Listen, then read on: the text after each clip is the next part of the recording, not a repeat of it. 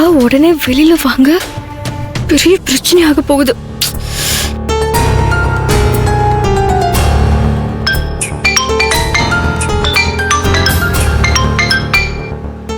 Hello Gautham. அக்கா message பண்ணா உடனே பார்க்க மாட்டீங்களா? ஷோ டேய், என் கை ஃபுல்லா மருதாணியா இருந்துச்சுடா, அதனால தான் பார்க்க முடியல. என்னக்கா நீங்க இதெல்லாம் ஒரு ரீசனா சொல்லிட்டு இருக்கீங்க? கொஞ்சம் அசந்திருந்தா உங்க வீட்ல எவ்வளவு பெரிய பிரச்சனை நடந்திருக்கும் தெரியுமா? டேய், இதெல்லாம் போன்ல பேச முடியாது. வழக்கமா நம்ம மீட் பண்ற இடத்துல நீ வந்து வெயிட் பண்ணு, நான் நேர்ல வந்து பேசுறேன். அப்புறம் அப்படியெல்லாம் வந்துடாத. ஏதாவது கடைக்கு போய் நல்ல புது துணியை வாங்கி மாட்டிட்டு வா. சரிக்கா.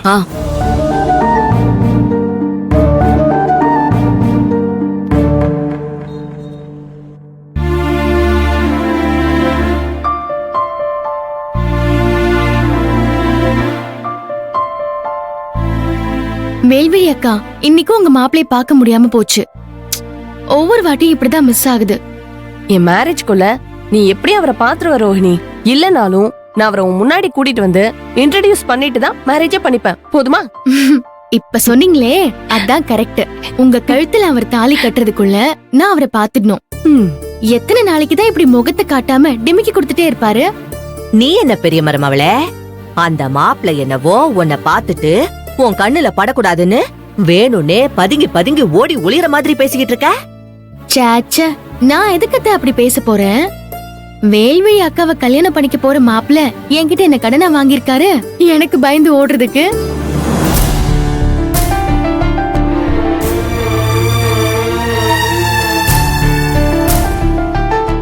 அப்புறம் மாப்பிள்ள, அப்பாவுக்கு இப்ப எப்படி இருக்கு? இன்னும் அப்படியேதான் மாமா இருக்காரு, ஒரு முன்னேற்றமும் இல்ல. பிரச்சனை எதுவும் வராம இருக்கே, அந்த அளவுக்கு சந்தோஷம்தான். டாக்டரும் அதை தான் சொல்றாங்க பாட்டிமா. இப்படியே ஸ்டேபிளா இருந்தா காப்பாத்த முயற்சி பண்ணி பார்க்கலாம்னு சொல்லியிருக்காங்க. ஆண்டவா காப்பாத்து.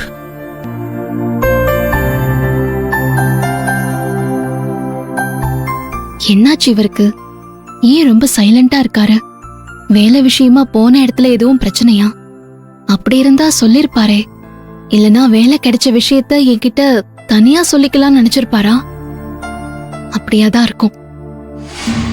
அண்ணே, என்ன வேல்விழி? ரோகிணி மேரேஜ் வேலை எல்லாம் எந்த அளவுக்கு போகுது? அன்னைக்கு கடைசி முகூர்த்தம் வேற. கேட்டரிங் ஆளுங்களுக்கு எல்லாம் சொல்லி வச்சிட்டியா? ரொம்ப டிமாண்டா இருக்குன்னு அம்மா சொல்லிட்டு இருந்தாங்க. எல்லா வேலையும் ஆதர தான் செய்யறா, அவளே பாத்துப்பா. ஓ, இதெல்லாம் அண்ணி தலையில கட்டிட்டீங்களா? சரி, கேட்டரிங் டிபார்ட்மெண்ட்டை அண்ணி பாத்துப்பாங்க. நீங்க இந்த கல்யாண மாலையெல்லாம் சொல்லிட்டீங்களா? அதையும் ஆதரையே செலக்ட் பண்ணி வச்சுட்டா.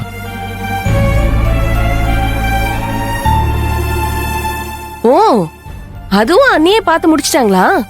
அப்படின்னா இங்க இருந்து மண்டபத்துக்கு போறது, அப்புறம் மறு வீட்டுக்கு போறது, இதுக்கெல்லாம் வண்டி ஏற்பாடு பண்ணியாச்சான்னு? எல்லாம் ஆதர பாத்துக்குவா வேல்விழி. என்னன்னா நீங்க கல்யாண வேலை எதை கேட்டாலும் அண்ணியவே கை காட்டுறீங்க. அப்ப எல்லாமே அண்ணி தானா? நீங்க எதுவுமே பண்ண மாட்டீங்களா? வேல்விழி, எல்லா வேலையும் பண்றது உங்க அண்ணன். ஆனா பேரை மட்டும் எனக்கு வாங்கி கொடுத்துருவாரு. ஓ, பொண்டாட்டி தாசன்னு சொல்லுவாங்களே, அந்த மாதிரியா?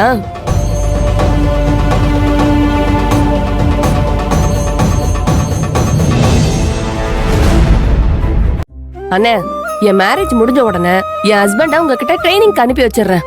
பொண்டாட்டியை எப்படியெல்லாம் அனுசரிச்சு நடந்துக்கணும்னு நீங்க அவருக்கு ட்ரைனிங் கொடுத்து அனுப்புங்க. சரி, அனுப்பி வை, நல்லாவே ட்ரைனிங் கொடுக்குறேன். அப்புறம் என்ன மாம்ஸ், நீங்களும் எங்க அண்ணன் கிட்ட ட்ரைனிங் எடுத்துக்கோங்க. அப்பதான் எங்க ரோகிணிக்கு பிடிச்ச மாப்பிள்ளையா இருக்க முடியும்.